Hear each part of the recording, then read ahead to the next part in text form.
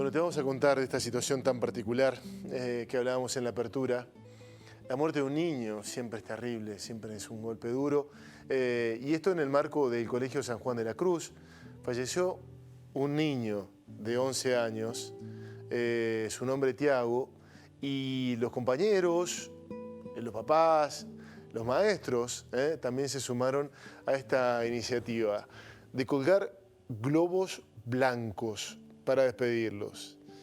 Hay también por allí algunas estrellas, algunos dibujos. Bueno, más de 100 metros tiene de fachada el colegio, en la parte que da a Perón, en la parte que da a Dinkeldein, y todo estaba cubierto aún a última hora de la tarde con los globos y esta despedida llenas de cariño.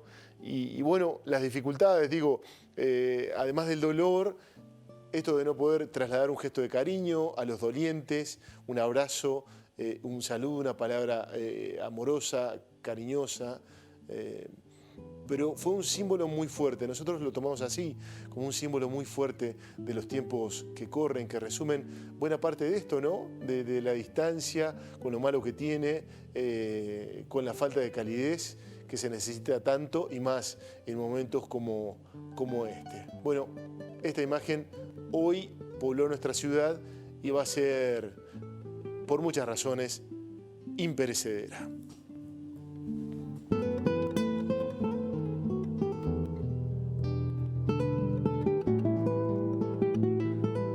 El dolor, el estrés, la angustia, cómo es convivir con esto. Se lo vamos a preguntar a Gustavo Sanlungo, médico psiquiatra de nuestra ciudad, un notable profesional, un amigo. Hola Gustavo, buenas noches, bienvenido, ¿cómo estás? Hola Pablo, es un gusto. Es un gusto estar en el programa y saludarte. Bueno, de igual ¿Bien ahí? manera. De igual manera. Bueno, has transitado muchos caminos en esto, sin embargo, toda la particularidad dada en esta cuarentena, Gustavo. Sí, esta cuarentena ha puesto en marcha numerosos mecanismos que no solo tienen que ver con la salud física, sino con la salud mental, que están unidas, están pegadas. Y bueno, es una experiencia nueva para toda nuestra sociedad y para el mundo. No te olvides que la pandemia significa un proceso que no habíamos experimentado nunca nosotros como humanidad.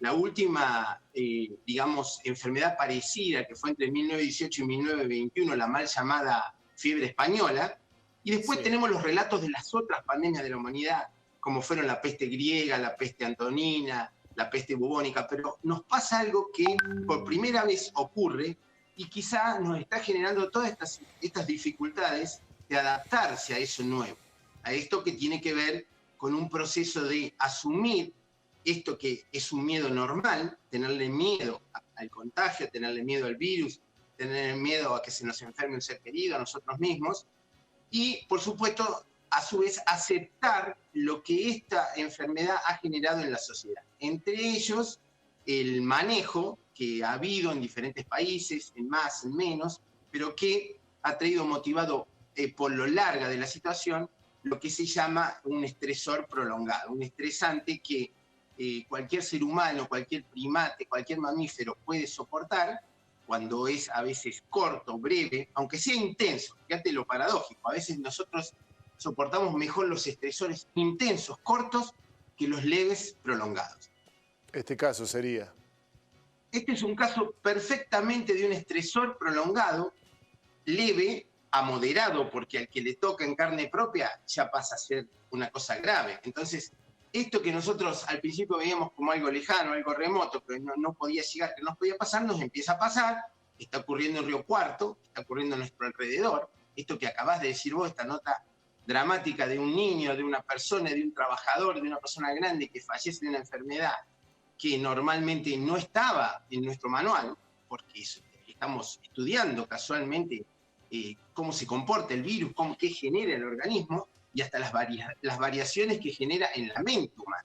Entonces, indudablemente, un estresor prolongado en el tiempo hace que las personas empiecen a tener consecuencias. Las más comunes son las que ustedes conocen, que son las que tienen que ver con la pérdida de la esperanza, la desesperanza, digamos, aprendida, o sea, una desesperanza de no saber cómo sigue esto, cuándo termina, cómo sigue mi vida, qué va a quedar después que pase la pandemia.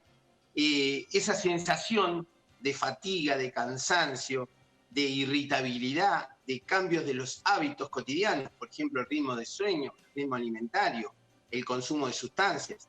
Todas situaciones que se van agregando al problema de base. Y en lo social, indudablemente, empieza a aparecer a veces la intolerancia, el desconocimiento del otro, el buscar un culpable, que es una cosa muy común. Que fíjate que la gente busca a veces en alguien descargar la frustración, la ira, la bronca de estar encerrado, de no tener la vida de antes, pero todas cosas que no van a solucionar el problema, lo van a agravar y probablemente van a traer aparejado otras dificultades, entre ellas las que te digo que son el estrés que estamos viviendo ahora en el medio de esta lucha, de esta irrefrenable sensación de supervivencia que todos experimentan, el reconvertirse, el reinventarse, el que tiene un negocio, cómo lo abro, a qué hora lo abro, cómo vendo, cómo compro, todo lo que está pasando en la sociedad con el trabajo, con los ingresos, con la comida, y a su vez la consecuencia que va a venir a largo plazo, que va a ser el estado de agotamiento. Cuando un organismo permanece mucho tiempo en estrés prolongado, tarde o temprano llega a la fase de agotamiento, que en nuestro caso se conoce generalmente como depresión. Es decir, la depresión aparece a veces meses o años después de las pandemias. Por eso casi todas las sociedades que se estudian como pandemias históricas, que han tenido oleadas, incluso han durado 2 o 3 años, casi todas las pandemias han durado años, con oleadas de reactivación, después de eso queda una secuela de gente que pierde el estatus del laboral y anímico, y por otro lado hay una parte de la sociedad que se reinventa, que se reactiva, que empieza a crecer nuevamente. Pero todo a su tiempo, adelantar los periodos no sirve, estresarse más de lo que ya estamos queriendo, soluciones mágicas no van a aparecer, y lo que te decía de no entrar en conflicto con nuestros semejantes. Claro. Porque algo que es importante es esa necesidad de empatizar con el otro, que significa justamente entenderlo en su condición, en lo que le pasa a él, que no es lo que nos pasa a nosotros, es lo que le pasa al otro con todo su contexto. Entonces, no hay casos únicos. En una pandemia vos tenés todo el abanico de gente que ha pasado innumerables problemas, porque cada uno tiene una realidad distinta. Hacia eso va la neurociencia. Por eso la neurociencia está buscando, de alguna manera, lo que se llama la neurociencia de la empatía o la neurociencia del neurohumanismo. ¿No es cierto? No una ciencia fría que a veces explique una enfermedad, que explique un virus, que explique una bacteria, que explique la inflamación, las citoquinas, que explique lo que le pasa al ser humano en esa situación de estrés prolongado y lo que le trae aparejado en su vida. Claro, bueno, te escucharíamos en muchísimo tiempo, pero tiene muchos puntos en común lo que nos contás. Días atrás dialogábamos con Alicia Stolkiner, que es la psicóloga que lo asesora el presidente Alberto Fernández, que nos decía mucho de lo que vos nos decís, y a ella le significábamos este valor de la palabra empatía, que nos parece ser la mejor palabra que hemos aprendido en los últimos tiempos, de ver cómo le va al otro, qué le pasa al otro, y empezar a entenderlo un poco para no enojarnos tanto con el otro. Además, los argentinos que somos de andar con esa mirada torva y enojada todo el tiempo, ¿no? Así es. No sirve para nada, nadie es culpable de esto. En todo caso, podremos encontrar mejores o peores manejos de la situación, pero esto es una situación que nos ha tocado a la humanidad entera. Entonces, la empatía, ese fenómeno que tiene que ver con las llamadas neuronas espejo, que en algún otro momento te voy a compartir, es interesantísimo el desarrollo de todo esto. Esto está en el cerebro, la capacidad de entenderlo al otro, de ponerme en sus zapatos, de comprenderlo en toda su inmensidad y que me duela lo que le duele al otro. Y la empatía significa anticiparme al proceso que el otro está atravesando. Lo hacen los primates, los hace en donde fue estudiado en los monos ya ven el movimiento de tomar una fruta de otro mono y activa la misma zona del cerebro. Se llaman neuronas espejo. Es un descubrimiento de un grupo científico italiano de Parma, el doctor Rizzolatti. Bueno, eso significa que si nosotros tenemos la capacidad de tener esas neuronas espejo, vamos a tener la capacidad de comprenderlo al otro y ayudarlo, sobre todo en un momento de zozobra humanitaria mundial. Porque imagínate que va a venir este proceso de a lo mejor de aparición a futuro de una vacuna supuesta, pero vamos a tener que reparar las heridas del alma que nos van a quedar. Si no hay empatía va a ser muy difícil. Bueno, nos acabas de dejar un título notable, Las heridas del alma.